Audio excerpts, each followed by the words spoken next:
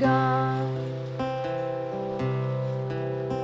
I wanted you to think I was strong,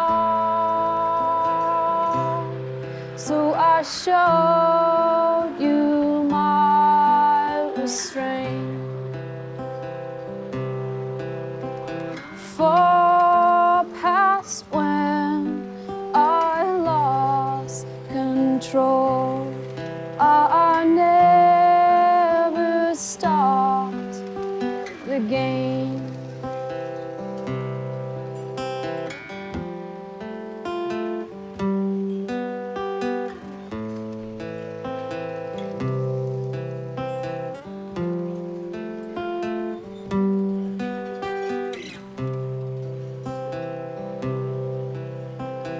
Wanted you to think I was a fighter, so I showed you all of my teeth. I held them up like a monument for the fall underneath. I wanted you to think I was a cowboy, so I told you where I am from. I walked around like I didn't care that I lost everyone.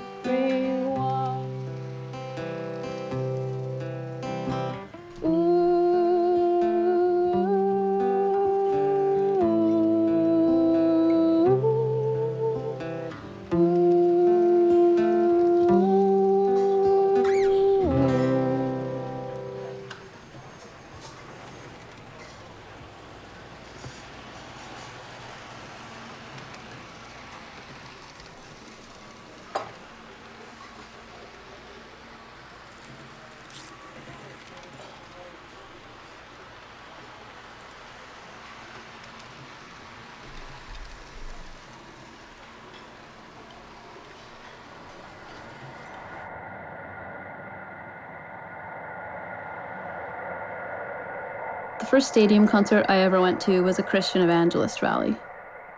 I remember being on the C train with my family from the suburbs to the Saddle Dome. It's a hockey arena shaped like a saddle.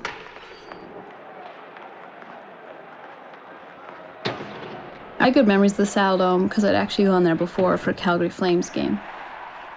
I won tickets in Sunday school for memorizing the most verses in the Bible out of anyone in the class.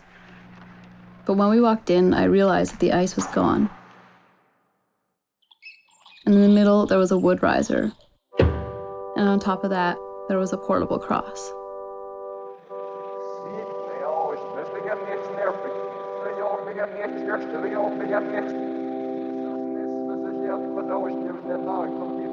I was looking at my little plastic wristwatch and thinking, how long is this going to take? And then I noticed that the music had stopped. The preacher raised his arm up and he said, "Heaven is going to be just like this. It's going to be just like church. Only it's going to go on forever."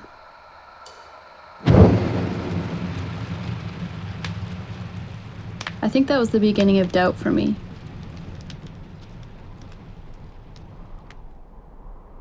I had a bunk bed that was kind of up, and I could look out the window and see the strip of the Rocky Mountains. And they were tiny, so I'd imagine that they were little pebbles, and all I had to do was crawl over them, and I'd end up at the ocean.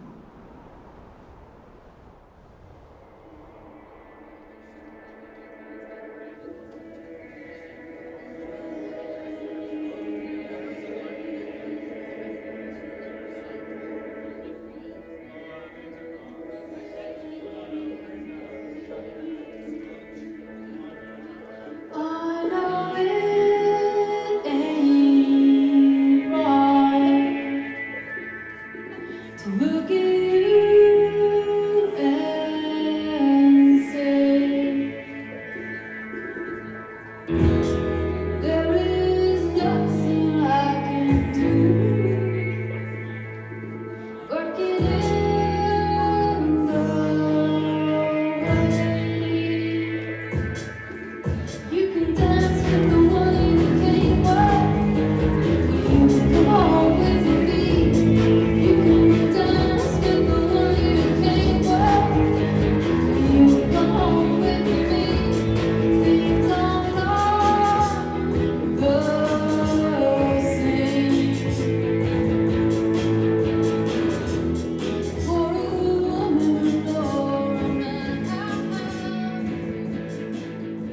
I feel like I grew up on stage, and music was the first way that I learned how to bridge the gap with people.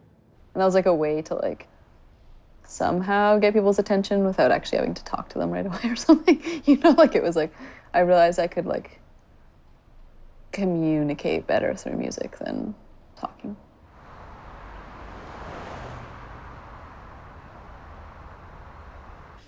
I've probably been across Canada 15 times now. I'd say around the 15 mark. There's something nice about riding the bus for a long time. It's like kind of meditative.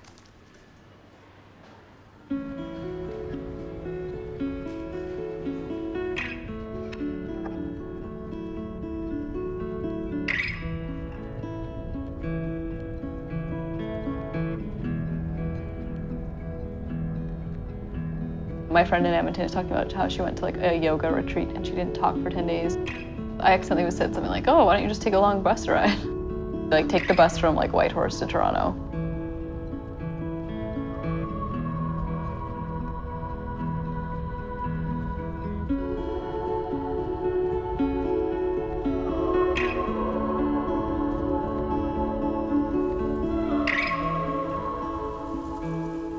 The prairies are just like very large. You're kind of very small and the sky is very big. There's a presence of the prairies in like my music. People always say my production is sparse. It might have something to do with it. This sort of like focus on one thing that you get when you're in such a flat place. There's like something meditative about traveling too. You're kind of like confined to one spot, but you're moving. You can't be where you're going yet, and you can't be where you left. So you end up kind of in this in-between space.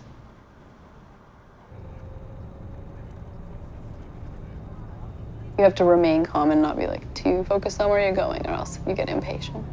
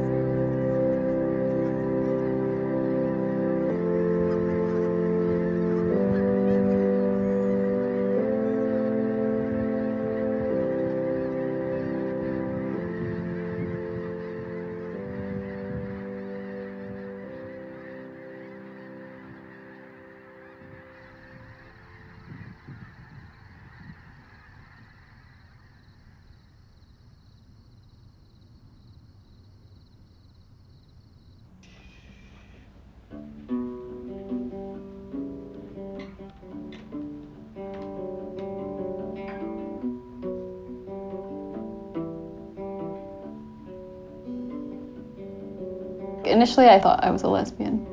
I was like, well, that's why I don't fit in, because I'm gay, you know? And then moved to Vancouver and met the first like transgender people I'd ever met. As soon as I saw that option, it was very quickly that I decided to switch. Because I literally thought I was like caught in the wrong body and that I was a man. So I was like, well, there's something wrong with me. It's my job to like really steer people in the right direction, like, you know, and think I'm a dude. I'm banging on your trailer door.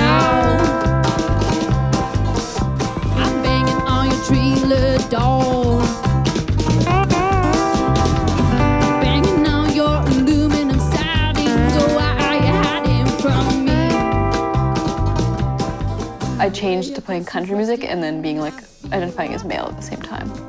And I kind of lost my faith in both of those things. I'm waiting. When you don't fit into like the gender system, people tell you like you shouldn't exist, and you don't exist. People tell you, oh well, there aren't people who don't identify as a gender. You know, like that doesn't exist. Like, you know, you have to be one or the other. I'm like, well, it's kind of like being a ghost. You're like, well, I'm sitting right here. I'm here to tell you I exist.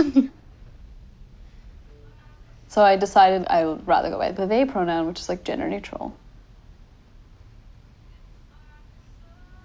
For me, it was more like realizing that everyone has problems with gender and that gender is actually stupid. It's called Sunday Dress. You sing a bit? When I was a little girl, I thought I had to hold up the world, singing hallelujah in the choir, to keep my feet out of the fire. My prairie home, my prairie home,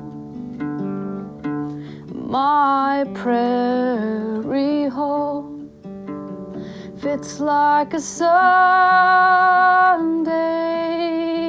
dress. When I was 14, the devil came for me, showed me hell could be pretty. I had a poster at the end of my bed, Kurt Cobain in a wedding dress. My prairie home fits like a Sunday dress. What do you think?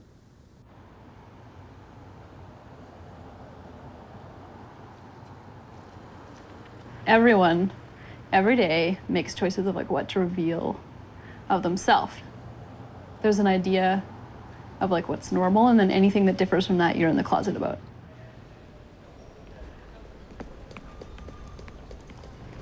There's times when I don't argue with people about my pronoun. Like, I'm not gonna go to the border, and like, there's times when you just move along, like, and everybody does it.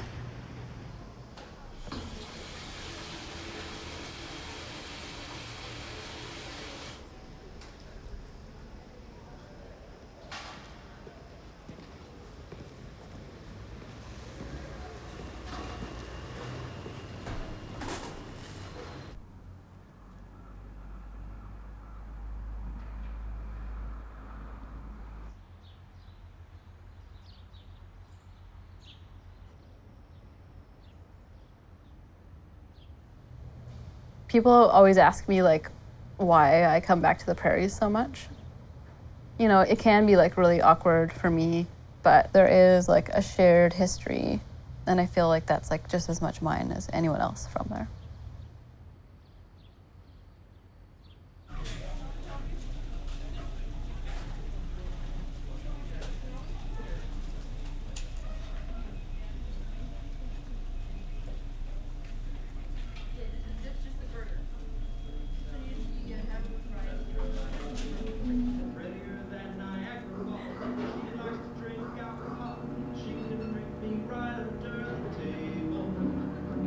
Packs me up and takes me home, and then once we are alone, she says and does things that I am not able to repeat. So find my sunrise, I'm delightfully surprised, find myself this hypnotized. That's the girl I love.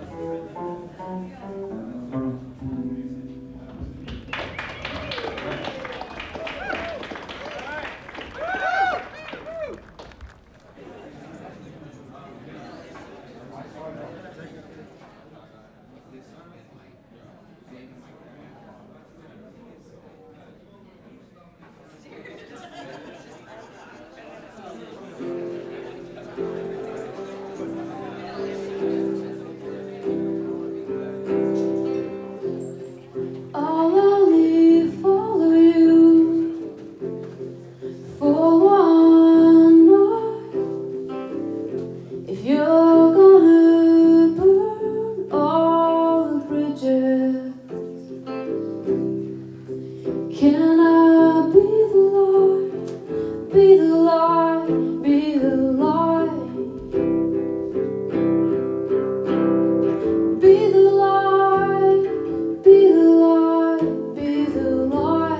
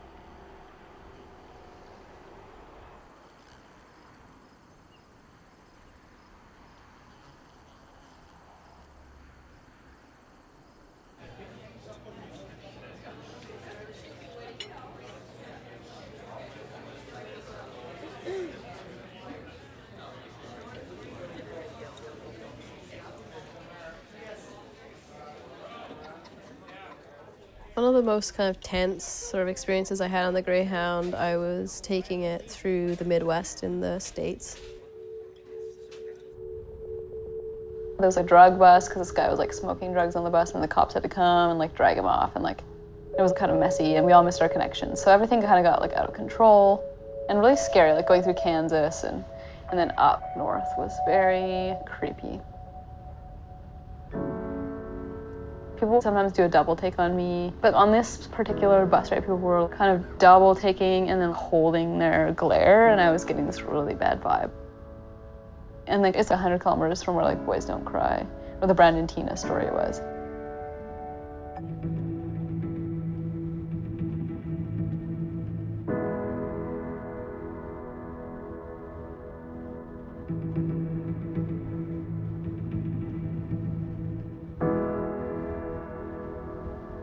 I had a notebook with a Pegasus on it, so I was using it as inspiration.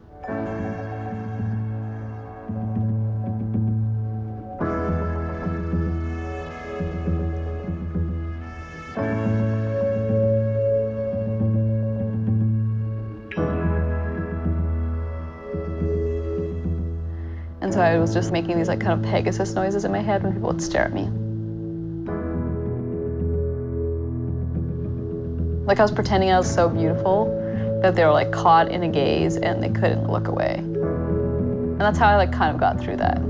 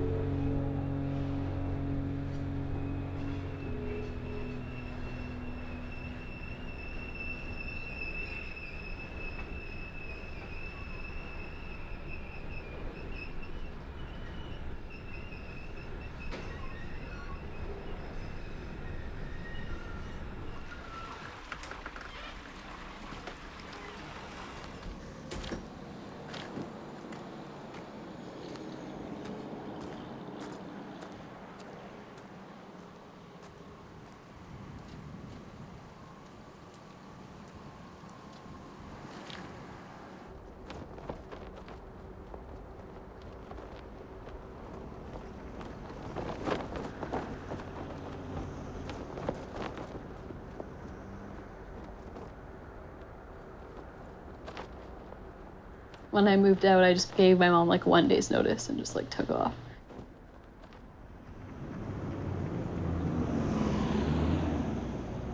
I kind of like cut off emotionally for a while from them, like definitely from my brothers and maybe even my sister. I just kind of like, I knew I had to get out.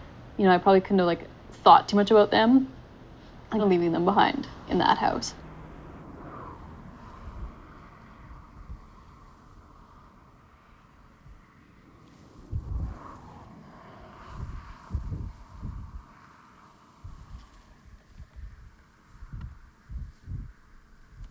Our family was like Pentecostal.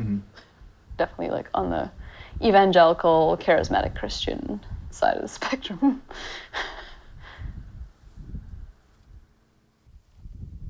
I have like good memories, but it's mostly of my siblings. We were like having a good time. Yeah. We still are. I remember us like eating like salt out of a bag, and that was fun. One time. We were just like locked in the back of the van for hours and we were hungry, so we just, anyway, like we were having a good time. I don't know, it's like you can kind of just play wherever you are, or like. Yeah, like being at, like we're all forced to go to church, but we like stole a bunch of like granulated sugar and like fed it to our youngest brother and just like watch him like go on the He got chair. in a lot of trouble. Yeah, probably because It it was was. Yeah, there was that. R.I.P. Yeah. Yeah. Do you remember like finding out that Dad had like mental health stuff going on, or like? Oh yeah. I remember he tried to steal my younger brother and I when I was 6. There became this sort of like God was trying to save the boys. Yeah.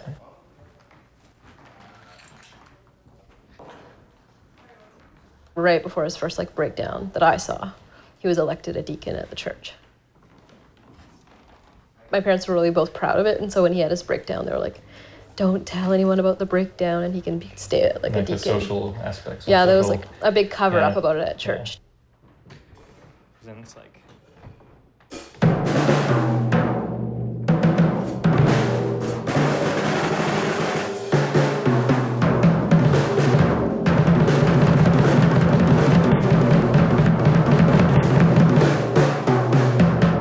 Oh, you still hear it? A lot of it would be like after we were out of the house, like Yeah, crazy stuff like that, like making crosses out of toothpicks and scaring them around and setting traps. anointing. Yeah, He setting anointed a traps and bell things. in oil. Yeah, He put like a Bible and then put like gloves like this next to it, like praying hands, yeah, like snow gloves. kind of a strange like interpretation of the Bible, or like stuff that happened, or like. Also, there was symbols like and the stuff. obsession with the end of the world, was it? Yeah. For both of our parents. The rapture. It was always like Yeah. looking for signs that Jesus was coming back soon. Mhm. So that was part Yeah. of it. But our mom was in on that too. I think she just wanted it to be over. This is gonna take a while. Even when he was on his meds, he was still abusive. If someone's a rotten person, meds can't fix that. It only would like let up on the medication because he was slowed down. So it was sort of like a slower kind of like controlling abusive Yeah, yeah. situation, you know? But Yeah. still like, you know, just as bad, I think. Yeah. So Being the oldest, Rae was standing up to him, and obviously he didn't like that. So he's really bullying Rae. What do you think? There we go. Yes.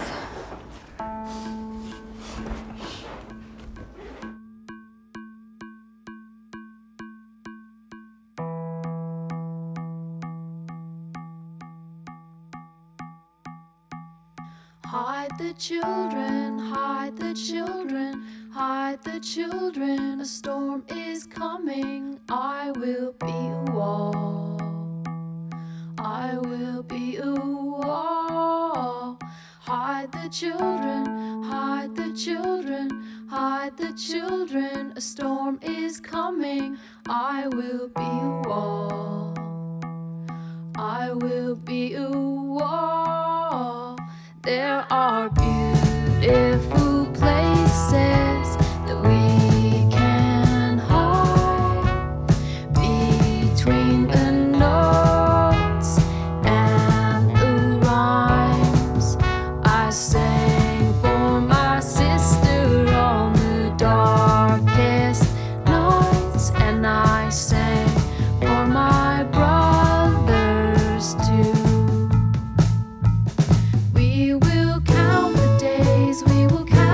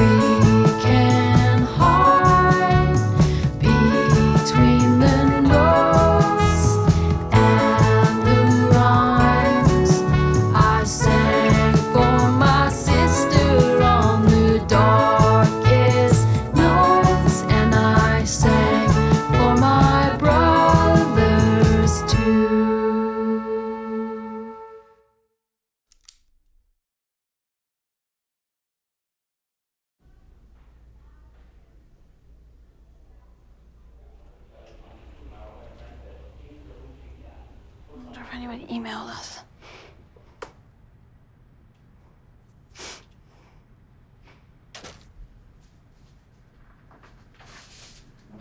I love packing. It's like the most relaxing thing to me. Sometimes in my life when I felt anxious, I just like packed my suitcase even though I wasn't going anywhere and then like unpacked it. Looks like I have 6 more pairs of underwear. Oh no, I brought so much underwear. 8, 9, 10. Traveling alone, I kind of boiled myself down to like I know what I am without a home. It's nice. Okay, the earplugs.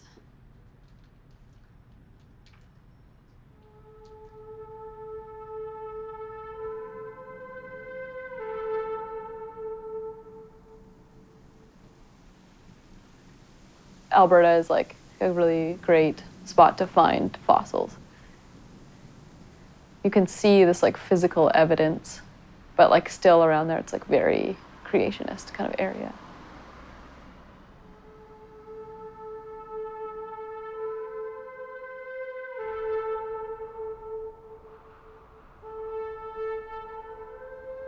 Growing up in a religious household, there was a ban on like non-biblical creatures.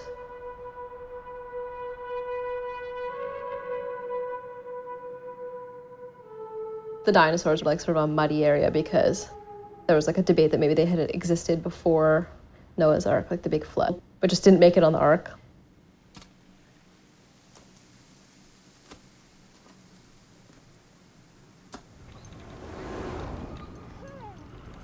My brother was born right before the 1988 Calgary Olympics, and he died a little bit after they ended.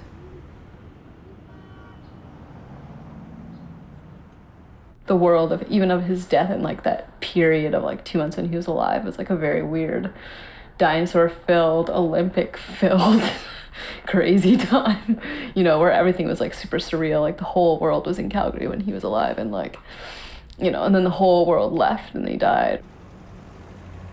Death from a child's perspective is like quite different from an adult's perspective. And then this idea of like death and like fossils and then graves, it all kind of like mingles together.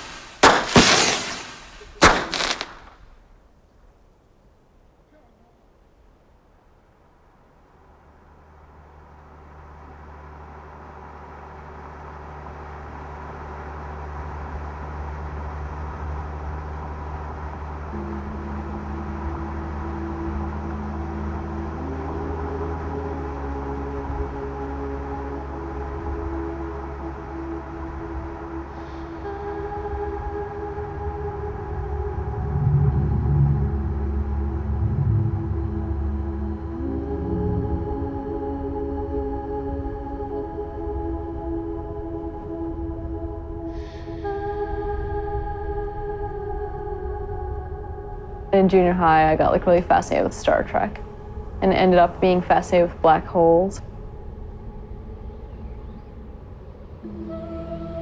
Black holes are like theoretically kind of imploded stars that have like a really huge mass, but they're also like apparently as you get pulled into them, you go so fast at some point time stops. And then there's a theory that all of the like atoms and like their charges on their particle, like the particles in them would like switch and turn into antimatter.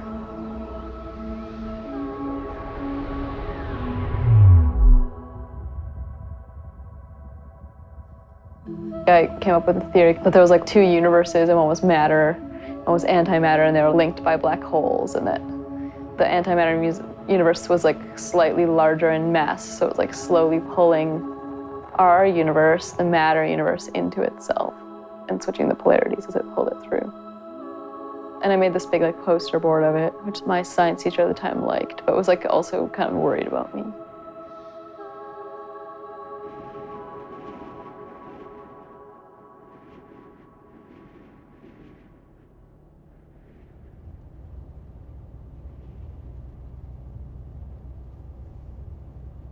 I think like the idea of the universe being bigger than the solar system is like really interesting as a child, you know?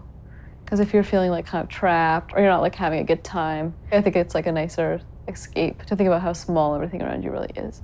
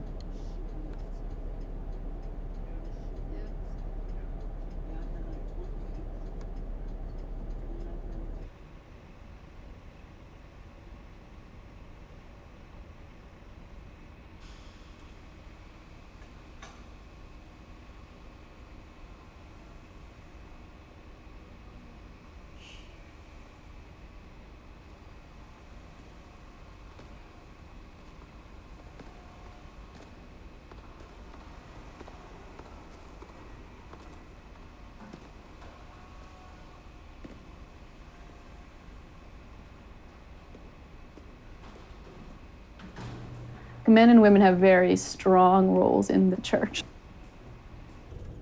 What really struck me was the hypocrisy in my own family. Like, you know, having like a father who's supposed to be a spiritual leader in your home and then be like such a tyrant. I can remember, you know, being like, oh, this is boring, and then I'm gonna grow up and I'm gonna have all these kids, and like some guy's gonna be like the Lord of me, and there's gonna be the other Lord that's God, and it's just gonna go on, and we're gonna be at church the whole time, and then we're gonna die. And then we're gonna go up to heaven and do the same thing, only no breaks. Seemed like a crappy deal.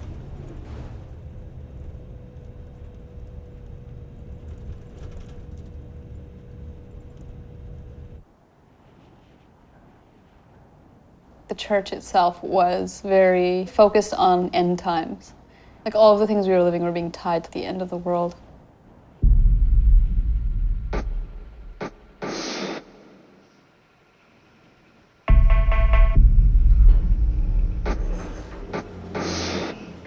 Supposedly like a trumpet sounds and like 4 horsemen arrive.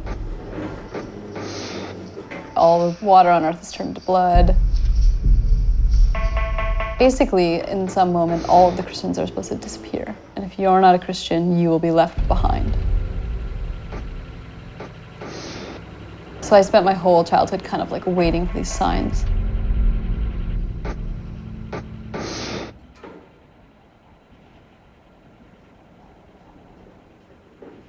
In a real application, it would be more like if you're in a plane and the pilot's Christian and like you hear a trumpet, like, and you're not a Christian, you're not going to disappear, they're going to disappear, the plane's going to crash with you in it, and then you'll die. If you're gay and you live a gay life, you're not going to be protected. So choosing to be gay for me was like, it was a moment where I had to like deny all of my training and try to decide that I didn't believe in it. I'd have like panic attacks about it. The heater would go off and I'd think it was a trumpet.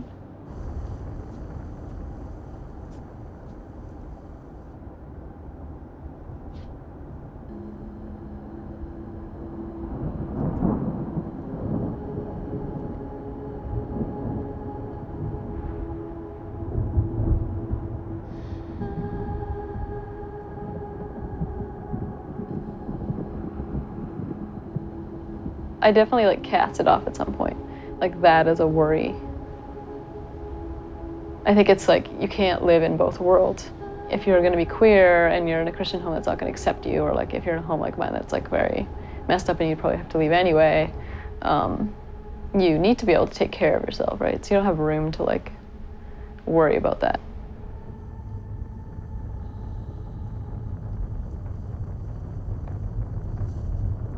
It's like you're gambling, right? You're like, well, I am attracted to someone of the same sex and I feel that that is not wrong, so I'm gonna gamble an eternity in hell and like a trumpet sound and being like on a plane that crashes to like pursue this. It felt very dramatic, and I guess I must have really wanted to date that person.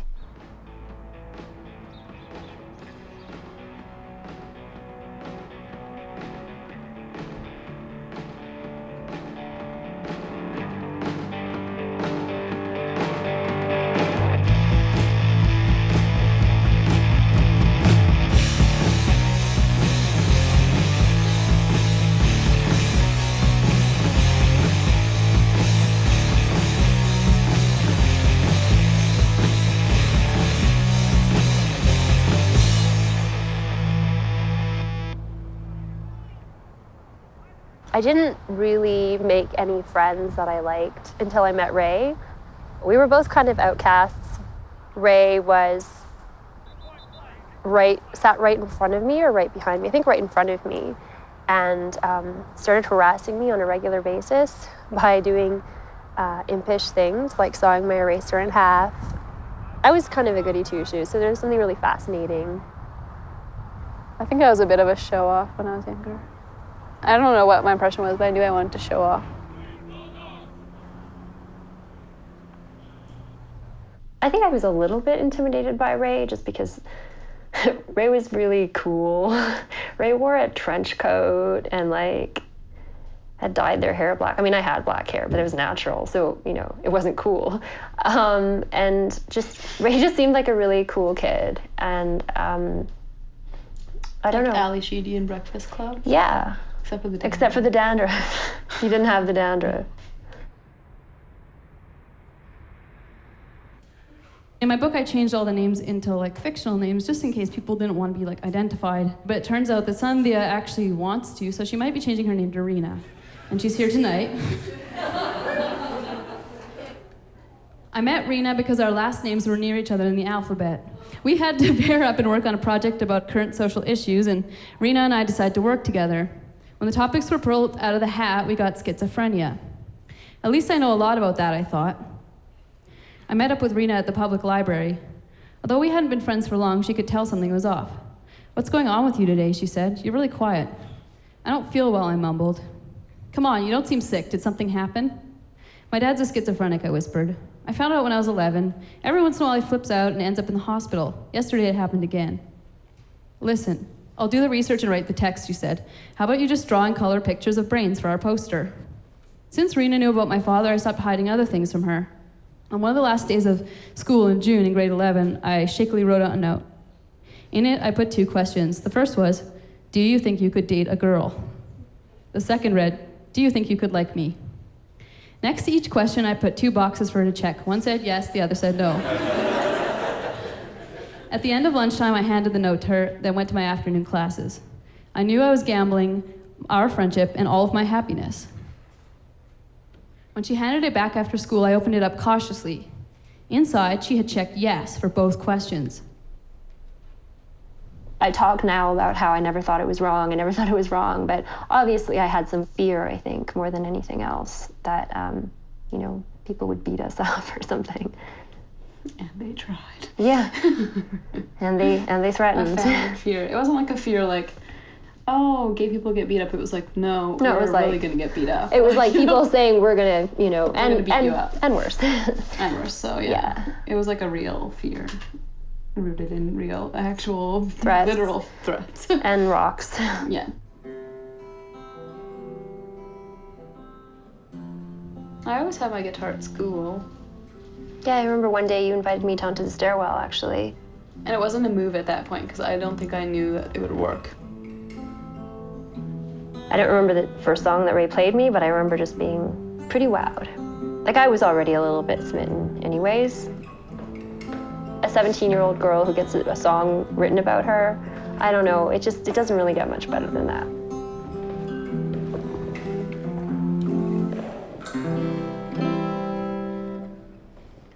I don't care if it's right or wrong. I just want what I want, what I want. I don't care if it's right or wrong. My first love, my first love, my first love. I don't care if it's right or wrong.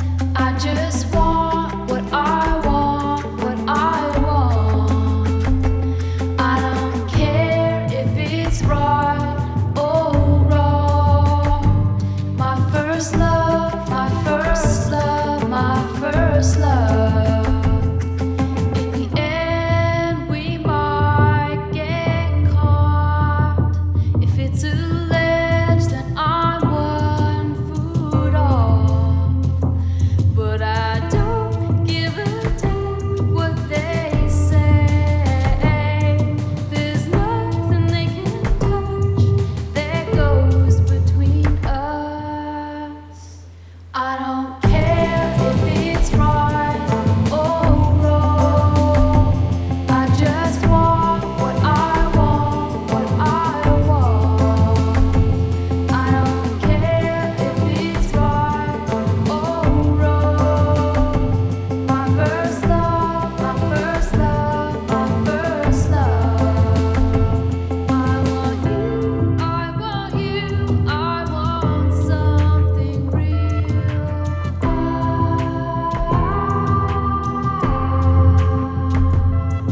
want you, I want you, I want something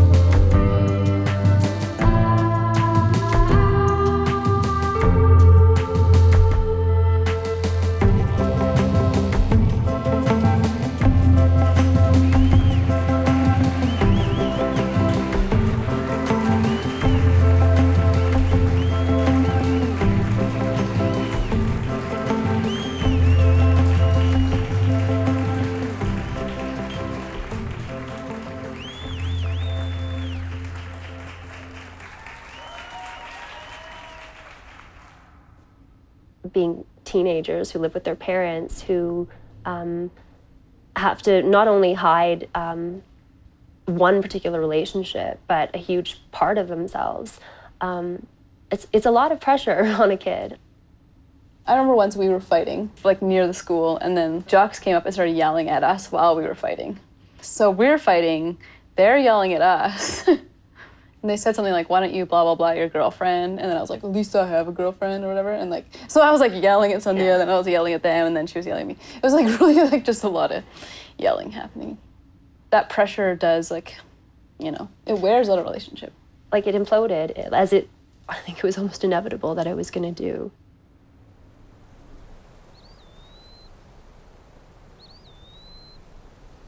It was like a very fast transition for me in high school. Like, I lived in the same house with my father, then I moved to my grandma's, and then I had a girlfriend. Like, all of that happened in 6 months. But I still felt hunted because like he was still around.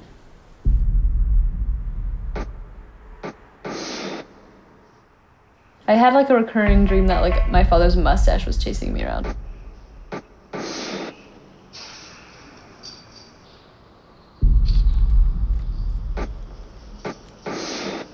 It's like this idea of having this like big thing in the house no one's talking about, you know, or dealing with, but also like a very predatory, large adult figure in the house that you can't like actually connect to as one of your parents.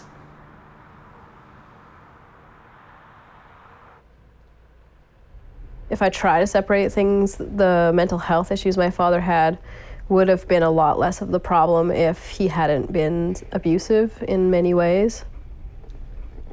Everybody was always like, oh, he's just sick. But there was a lot of things going on people couldn't see.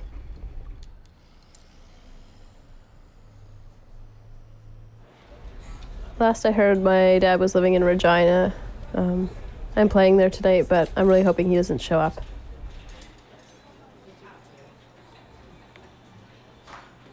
I've had a feeling that he's there before and he might have been and I didn't see him. But also, like, to be honest, I was raised by a parent with schizophrenic. Like, let's be real. I'm sorting through paranoid thoughts all day.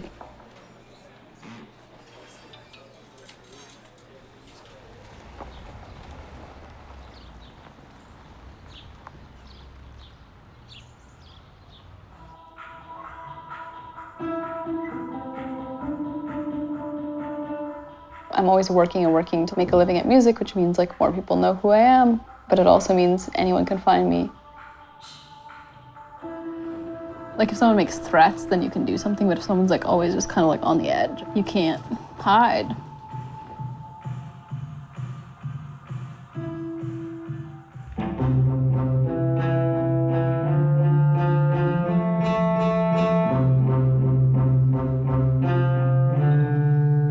Check, check. Are you hearing me in your monitor there? Is this turning up now? Check, check. Yeah, sorry.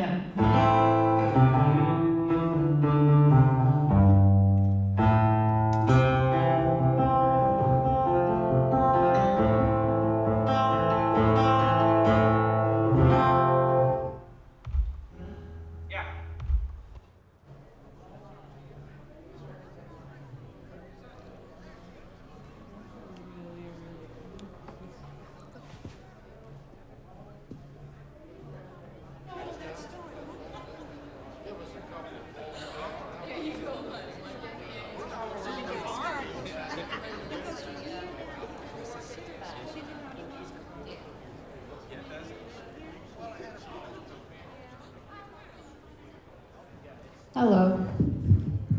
So I'm really happy to be back in Regina. This story is called Respect the Wheel. When I was 15, I moved to my maternal grandmother's house in the northeast section of Calgary. My fights with my father had intensified to dangerous levels. He decided I'd been doing drugs, so he invited a cop who was a family friend to come over and talk to me about it.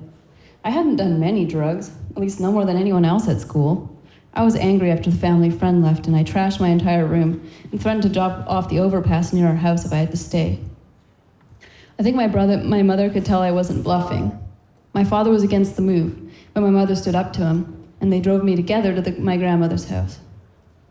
My Uncle Jim lived with my grandmother as long as I can remember. He left home when he was 16 to go logging, but moved back in with her months later when a tree fell on him and broke his spinal cord. On my first day at my grandmother's house, my Uncle Jim told me there was only one important rule in the house. Respect the wheel. This meant I had to be home for Wheel of Fortune. Uncle Jim was in love with Vanna White. We pretended she was his girlfriend. All of these years, and she looked so good, he would say. One night, my uncles decided to play a practical joke on us and watched an earlier broadcast of The Wheel on a different channel at 6. That is pretty funny. Okay, he started the game by like modestly getting the answers right, like kind of like in the middle of the puzzle, like when he could have conceivably gotten them right. But when he got the right answer before you even saw the board or any letters on the board, my grandmother and I started to wonder. We laughed till we were out of breath when he admitted his secret. We didn't mind he'd broken the only rule. My grandmother and I would wake up at 5 in the morning and she'd watch the Weather Channel with me before my hour-and-a-half commute to high school. She sent me to school with lunches of bologna sandwiches, chocolate bars, and apples. For dinner, she'd make all my favorite foods, and I'd try to eat everything she put on my plate. I started sleeping again, too. And my grandmother accepted me far more than my parents ever did. She never liked my father. We shared the same opinion. He was a tyrant.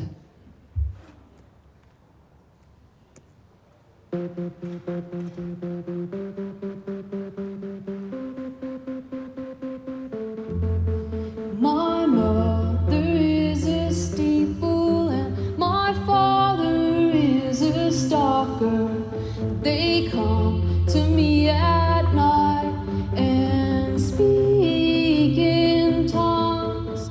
They tell me that we have the same fire over our heads, and they try to say that we have the same hands.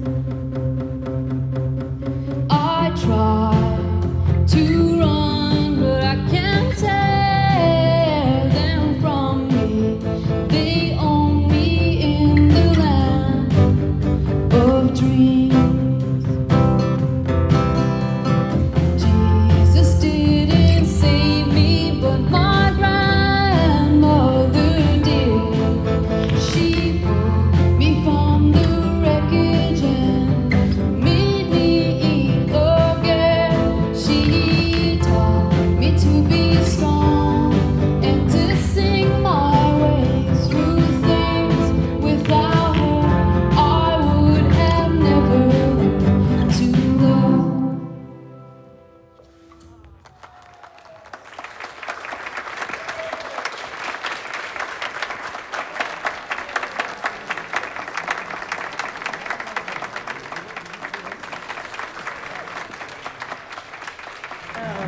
Your dad. Is he here?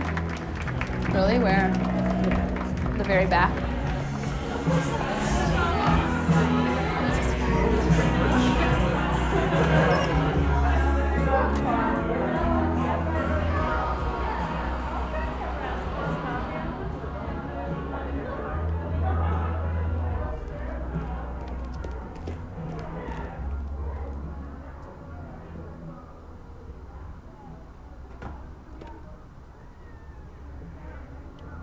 Gone?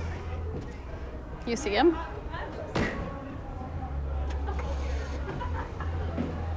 Like around the corner? Car. The red car? Blue car?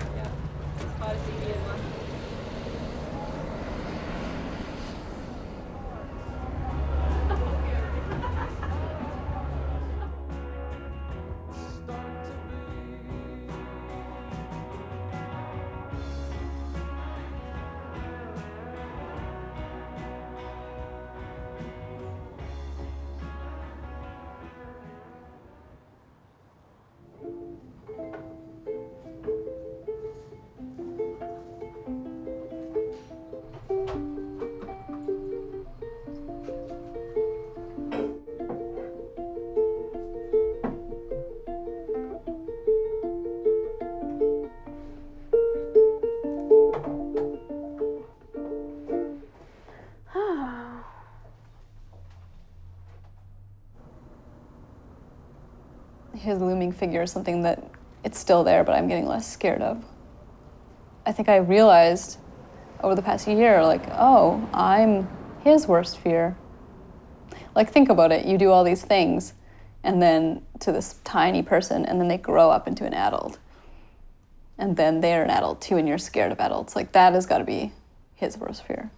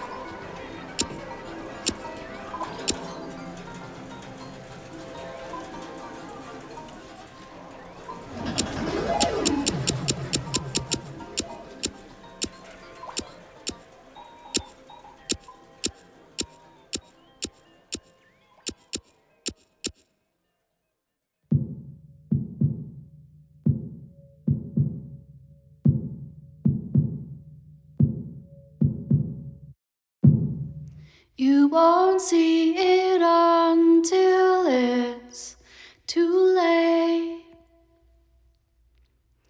Rolling from you in some unnamed way. Love is a hunter. Love is a hunter. Love is a hunter and it's coming for you.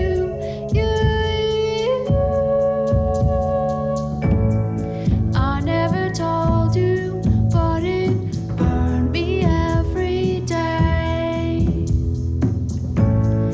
I didn't want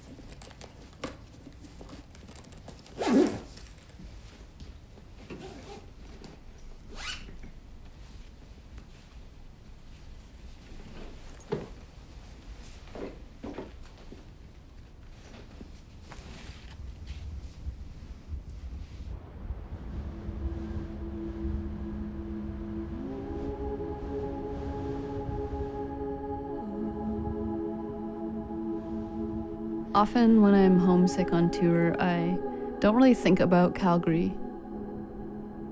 Many times I've closed my eyes and I picture myself at the foot of the Athabasca Glacier.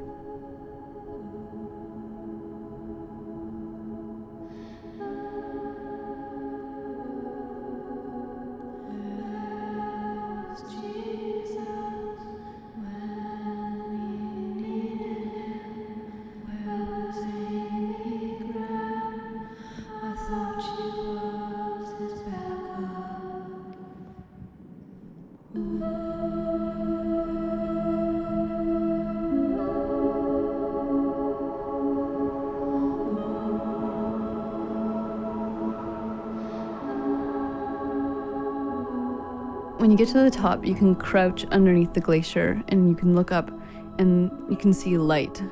But it doesn't look like the light, directly from the sun. It's traveled through kilometers of ice and it's very, very blue.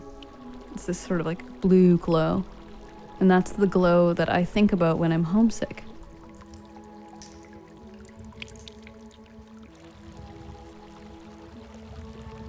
It's like a very calm memory for me and I can crawl inside of it.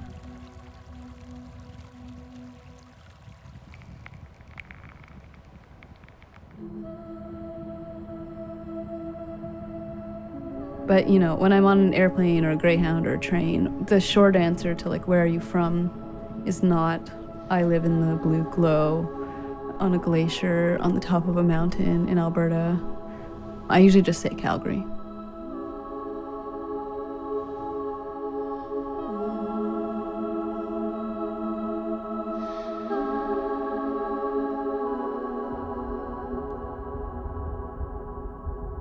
I grew up driving the mountains in the back of a Datsun with the green dashboard lights, and Amy Grant sang our theme song.